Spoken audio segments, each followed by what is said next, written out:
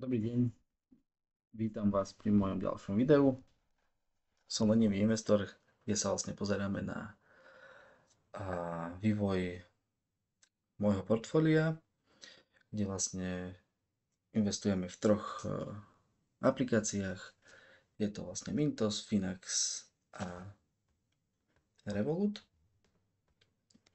Každý týždeň sa pozeráme na to, že ako sa vlastne tým môjim portfóliom darí, aké sú výnosy, aké sú straty.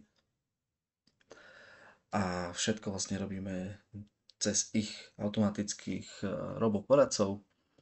Takže je to vlastne bez práce, okrem toho, že tam vlastne musíte vložiť nejaké peňažky.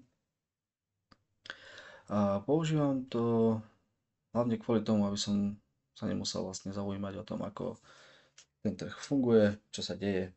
Proste vložíte tam peňažky a pozeráte sa, ako sa to vyvíja. Nie je to vlastne žiadne investičné poradenstvo, je to doslova iba ukážka, ako sa tomu darí. Takže môžeme začať Mintosom. Ako som už aj v minulom videu spomínal, mám tam zainvestovaných nejakých 20 000 eur.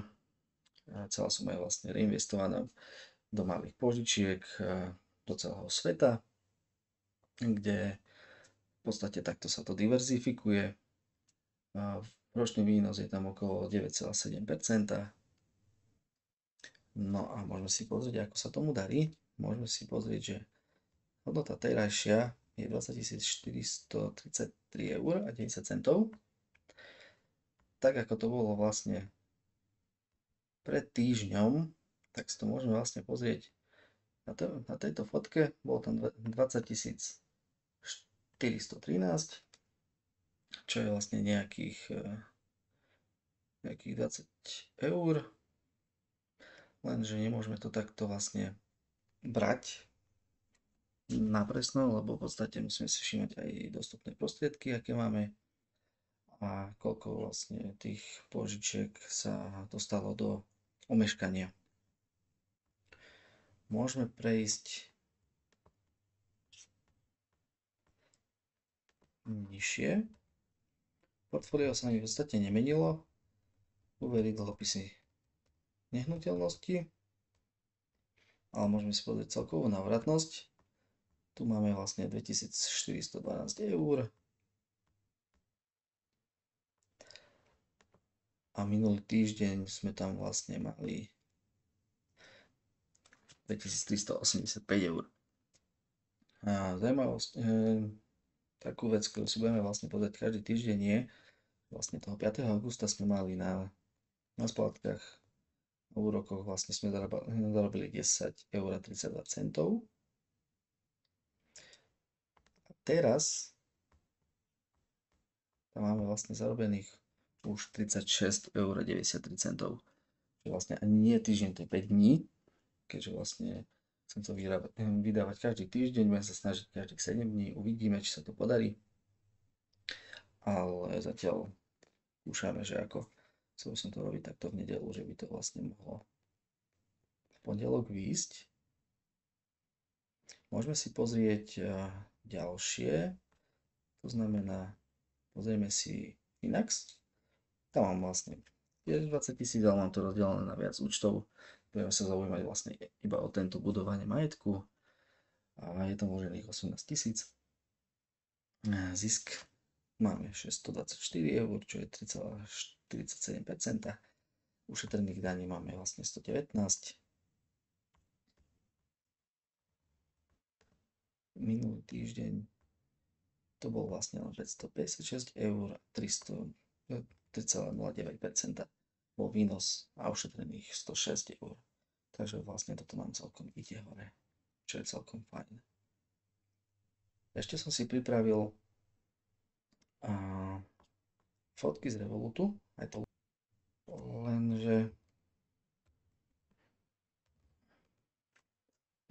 na mobilnej verzii vlastne Revolutu sa nedajú ešte pozerať investície, tak som vlastne musel robiť takýto print screen vlastne z mobilu, kde vidíte, tam mám zainvestovaných 5000 eur, je to vlastne 50 na 50 dlhopisy a akcie. Tu som v mínuse celkom dlhodobo, nejakých možno pol roka, ale už sa pomaličky dostávame vyššie.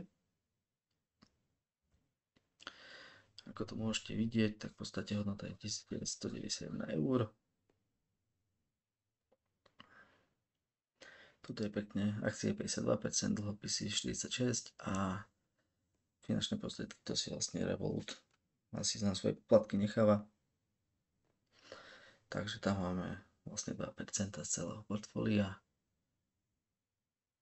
A tu si môžeme pozrieť, že vlastne do akých akcií sa vlastne investuje cez ten Revolut. Máme tam iShares, MSCI World 20%, iShares Dow Jones Global 16%, Xtrackers a potom tam máme ešte japonské akcie a dlhopisy máme krátke dlhopisy cez iShares, potom máme Floating Rate, Corporate Bond a Treasury, takže tu máme 15, 11, 10,5 a 9,5. Takto by sme si to vlastne potom na budúci týždeň znova pozreli a porovnali si, že ako sme sa dostali vlastne hore. Uvidíme, akým štýlom sa tento formát bude vlastne vyvíjať. Dúfam, že si to nájde nejakých priaznivcov, ale v podstate stále sme v pluse, ako sa povie. Aj vo Finaxe, aj v Mintose, tuto pekne ide, takže vlastne tu môžeme si pozrieť, že vlastne každý mesiac to robí nejakých 150 eur a uvidíme. Tak, ak sa vám toto vlastne ak sa vám tieto videjka páčia, like, odber poteší, nerobím to kvôli tomu, skôr pre niekoho, komu to vlastne fakt bude